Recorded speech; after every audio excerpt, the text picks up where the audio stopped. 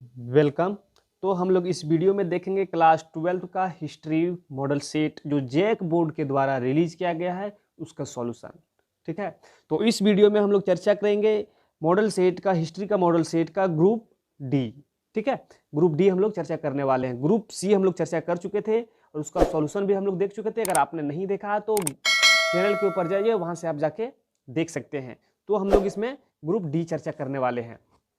ठीक है, तो ग्रुप डी का यहाँ पे क्वेश्चन नंबर 51 से स्टार्ट है आपका, और ये सब्जेक्टिव सॉल्यूशन का दूसरा वीडियो है आपका। ऑब्जेक्टिव नहीं, जो फिल इन द ब्लैंक्स और ये टिक लगाने वाला एमसीक्यू क्वेश्चन था उसका नहीं, जो सब्जेक्टिव लिखने वाले क्वेश्चन है उसका पार्ट 2 वीडियो है।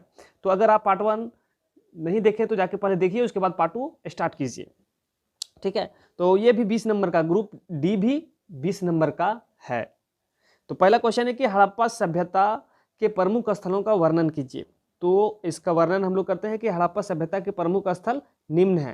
पहला, हड़प्पा, यहाँ से स्त्रियों की लघु मृण मूर्तियां, स्त्री की मूर्ति जिसके गर्भ से पौधे निकलता हुआ दिखाई या दिखता है।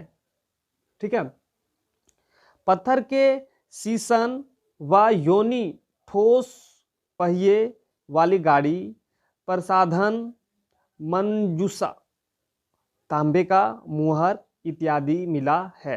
ठीक है, हड़प्पा सभ्यता के स्थल एक है, वह है हड़प्पा ही। ठीक है, तो हड़प्पा पे क्या क्या मिला था, क्या क्या है, उसके बारे में यहाँ पे बताया गया है। ठीक है, तो चलिए नेक्स्ट पॉइंट देखते हैं इसका। दूसरा है कि मोहनजोदाड़ो। ठीक है, मोहनजोदाड़ो ये हड़प्पा सभ्यता के एक स्थल का नाम है, प्रमुख स्थल में से एक है। ठीक है, तो मोहनजोदाड़ो सिंधी भाषा का शब्द है जिसका अर्थ होता है मृतकों का टीला। ठीक है, मोहनजोदाड़ो का अर्थ क्या होता है? मृतकों का टीला। मोहनजोदाड़ो के आसपास की भूमि बड़ी उपजाऊ थी। मोहनजोदाड़ो के आसपास की भूमि क्या है? बहुत उपजाऊ थी। इसे सिंध का बाग कहा जाता था, और इसे सिंध का बाग भी कहा जाता था। यहाँ 1398 मुहरे, पुजारी का सिर, मोम के सांचे इत्यादि मिली है। ठीक है, इत्यादि वस्तुएं का प्रमाण हुआ है, यहाँ पे ये सब मिला हुआ है। ठीक है, तो कहाँ पे? पहला स्थल हम लोग देखे हड़प्पा, दूसरा मोहनजोदाड़ो, तीसरा है चनहुदाड़ो। ठीक है, द्रो, चनहुद्रो, माफ कीजिएगा, चनहुद्रो। ठीक है, तो यहाँ से मनके बनाने का कारखाना, अलंकृत हाथी, स्वान, पीतल की बतख, लिपस्टिक, तराजू एवं बैलगाड़ी आदि मिले हैं। ठीक है, चनहुदड़ो से क्या क्या मिला है? ये सभी चीज मिला हुआ है आपका। ठीक है, फिर है चौथा पॉइंट है लोथल। ये भी हड़प्पा सभ्यता का एक स्थल है, प्रमुख स्थल में से एक है लोथल। यहाँ पर फारस की मोहरें, धान व बाजरे की खेती के प्रमाण, ठीक है, ये सब मिला हुआ है। आटा पीसने वाली चक्की, ठीक है, कुत्ते की मूर्ति, बकरी की हड्डियां, भूगल स्वाधान एवं गोदी जिसको बंदरगाह कहते हैं, ठीक है, इत्यादि के प्रमाण मिले हैं। ठीक है, ये चौथा पॉइंट था। चलिए और पॉइंट इसमें है, उसको हम लोग देख लेते हैं। पॉइंट नंबर 5, कालीबंगा ये एक स्थल है। ठीक है, यहाँ से अग्निकुंड, बेलनाकार मोहरें, अलंकृत फर्श, तांबे के बैल की मूर्ति, लकड़ी की नाली, नक्काशीदार ईंटें, जो मतलब कि नक्शाईदार ईंटा था, वो सब मिला हुआ। ठीक है, मस्तिष्क शोध की बीमारी वाला कपाल, ठीक है, हल से जूते खेत के साक्ष्य एवं भूकंप के प्राचीनतम प्रमाण मिले हैं। ठीक है, ये सब चीज कालीबांग से मिला हुआ है। ठीक है, कालीबंगा से मिला हुआ है। नेक्स्ट पॉइंट है आपका बनावली। ठीक है, बनावली, यहाँ से चक्राकर अंगूठियाँ, नाक व कान की बालियाँ, मछली पकड़ने का कांटा एवं मिट्टी के बने खिलौने आदि मिले हैं। ठीक है, तो ये हम लोग देखे क्वेश्चन नंबर 51, जो हड़प्पा सभ्यता के प्रमुख स्थल का वर्णन था, ये हम लोग ने किया। तो उम्मीद है कि आपको समझ में आ गया होगा। अगर आपको समझ में आया तो वीडियो को लाइक कर दीजिए, अगर चैनल पे न्यू है तो चैनल को सब्सक्राइब कर दीजिए। चलिए हम लोग क्वेश्चन नंबर 52 को देखते हैं। क्वेश्चन नंबर 52, मौर्य प्रशासन पर प्रकाश डालें। तो मौर्य प्रशासन प्रबंधन 4 भागों में बांटा जा सकता है। इसको 4 भागों में बांटा जा सकता है। पहला है केंद्रीय शासन, दूसरा है प्रांतीय शासन, तीसरा है नगर शासन, चौथा है ग्राम शासन। ठीक है, तो चलिए हम लोग एक एक करके देखते हैं कि केंद्रीय शासन क्या है। राजा सत्ता का केंद्र था, वह निरंकुश नहीं था। देखिए, केंद्रीय शासन में राजा जो है सत्ता का केंद्र था, लेकिन वह निरंकुश नहीं था, उस पर मंत्री परिषद का अंकुश था। राजा के ऊपर किसका अंकुश रहता था? मंत्री परिषद का अंकुश रहता था। चाणक्य ने राजा के 7 अंग, राजा, अमात्य, जनपद, दुर्ग, कोष, सेना और मित्र बताए हैं। ठीक है, ये केंद्रीय शासन के अंडर में आता है।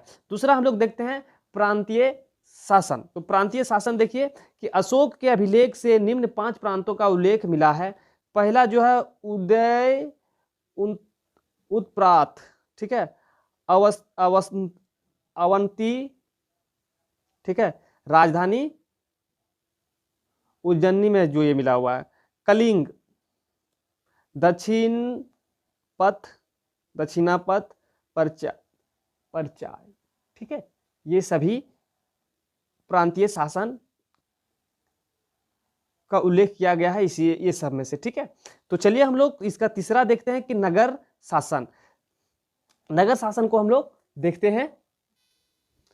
मेगास्थनी के अनुसार नगर शासन प्रबंध 30 सदस्यों का एक मंडल करता था, जो 6 समितियों में विभक्त था। प्रत्येक समिति 5 सदस्य, प्रत्येक समिति में 5 सदस्य होते थे। ठीक है, तो ये नगर शासन है।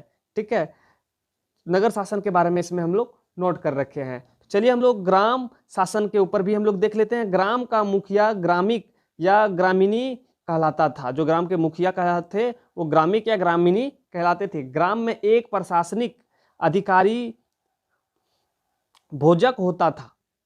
प्रांत मंडल में मंडल आहार, जो जिले, अभी हम लोग जिले कहते हैं, मंडल आहार में विभक्त था। ठीक है, तो ग्राम शासन का जो हम लोग शॉर्ट में जो लिखे थे इसके ऊपर प्रकाश डाले हैं। ये आपका ये था क्वेश्चन नंबर 52। तो उम्मीद है कि क्वेश्चन 52 भी आपको समझ में आया होगा। तो चलिए हम लोग क्वेश्चन 53 की ओर बढ़ते हैं। तो 53 है कि गुरु नानक देव के मुख्य उपदेशों का वर्णन करें। तो इनके मुख्य उपदेश क्या क्या है उसके बारे में हम लोग जानेंगे। तो गुरु नानक का जन्म पंजाब के तलवंडी, ठीक है,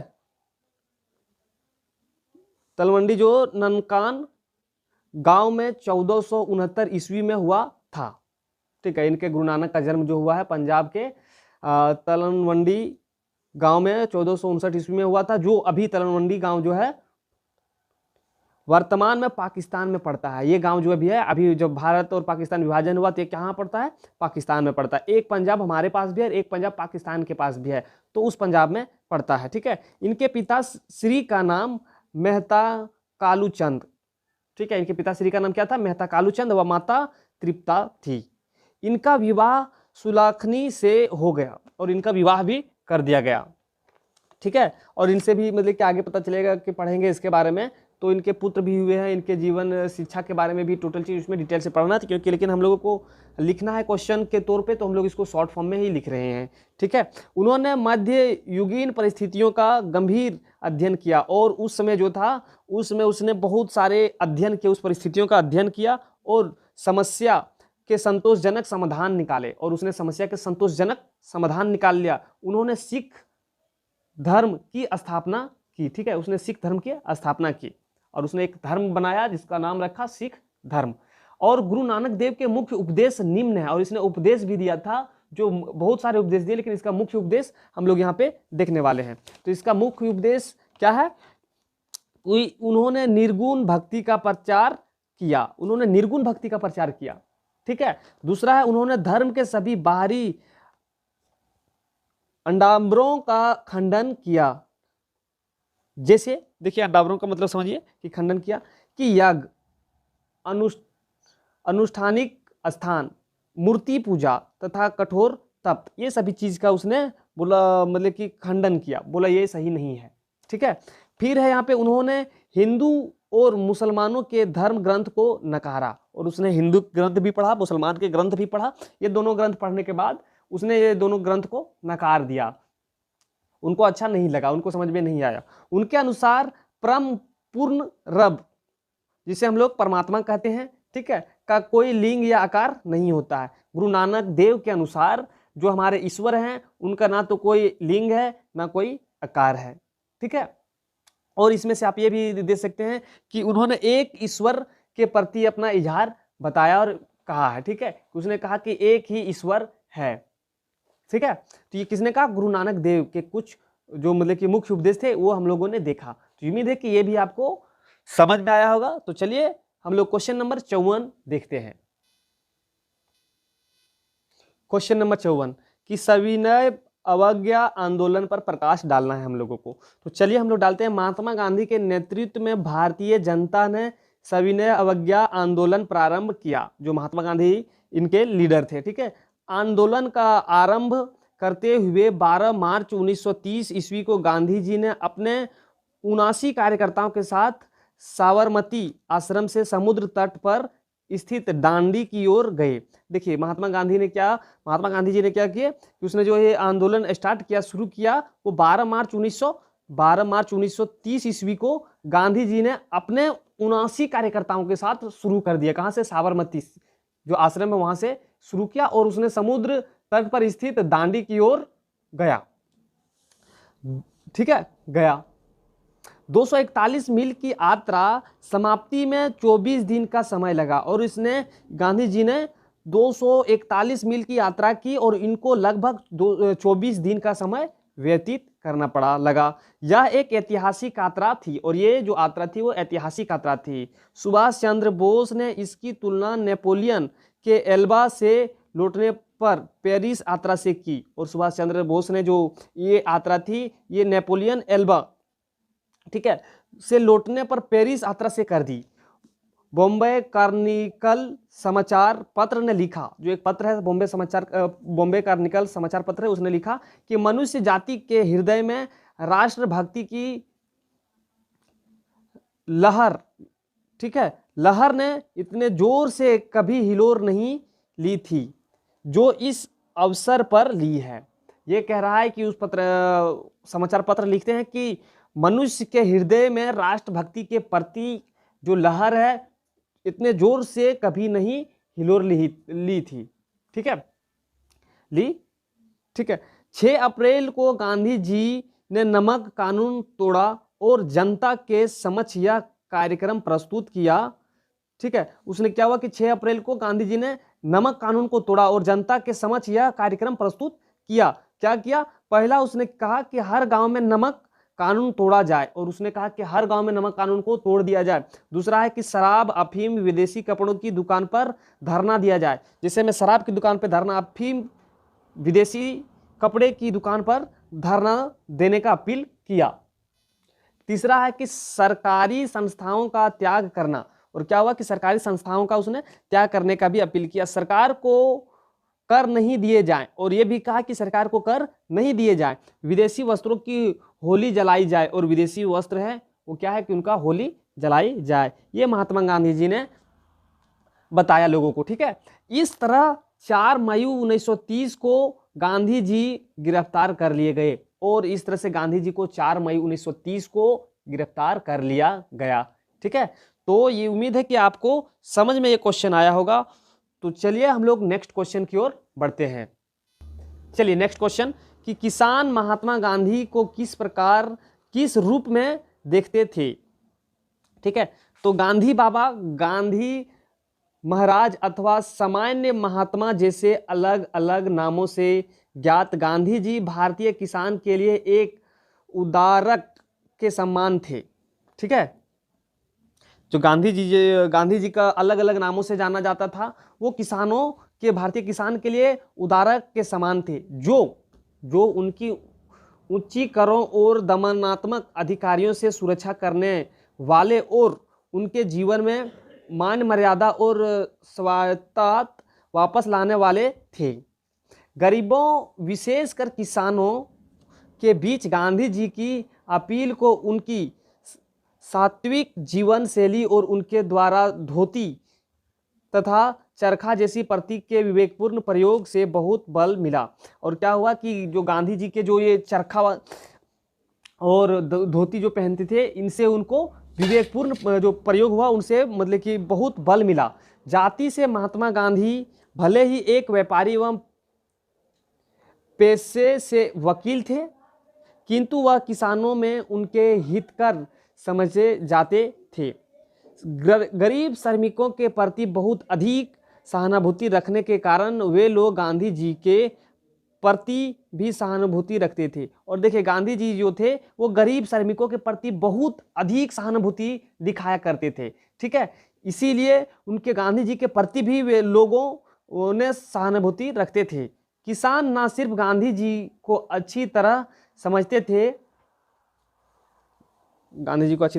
थे, बल्कि उनके जीवन के साथ स्वयं को जोड़ने के लिए सामने आते थे, ठीक है।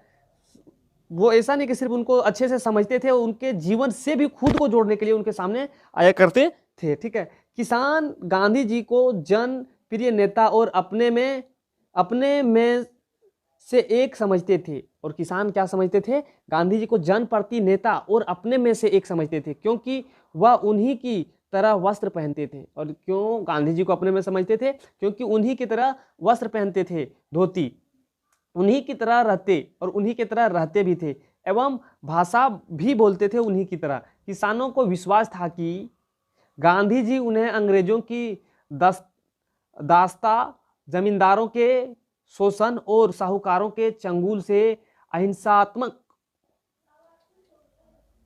आंदोलन और शांति प्रिय प्रतिरोध के द्वारा मुक्ति दिलाएंगे, ठीक है। ये गांधी जी को देखकर किसान मानते थे। किसान गांधी जी के प्रति इतना सम्मान रखते थे कि जब फरवरी 1921 में वे उत्तर प्रदेश से गुजर रहे थे तो किसान की भीड़ ने उनका बड़े प्यार एवं सद्भाव के साथ स्वागत किया, ठीक है। तो ये था कि गांधी जी को किसान किस तरह से मतलब कि देखते थे, किस रूप में देखते थे, ये आप लोगों को हमने उनका कैरेक्टर आप लोगों के बीच में रखा। तो उम्मीद है कि ये भी क्वेश्चन आपको समझ में आया होगा, ठीक है। तो क्वेश्चन आपको समझ में आया तो वीडियो को लाइक कर दीजिए, ठीक है। और ये आपका लास्ट जो ग्रुप डी था, ठीक है, उसका ये लास्ट क्वेश्चन का हल था। ये हल भी आपको समझ में आ गया, ठीक है। तो चलिए हम लोग ग्रुप ई अगले वीडियो में देखेंगे, ठीक है। तो आपसे हम अलविदा लेते हैं। उससे पहले अगर आप हमारे चैनल पे न्यू हैं तो चैनल को सब्सक्राइब कर लीजिए, वीडियो अच्छा लगा तो वीडियो को लाइक कर दीजिए और दोस्तों के पास शेयर कर दीजिए। फिर मिलते हैं हम लोग इसी तरह से ग्रुप ई का वीडियो लेकर।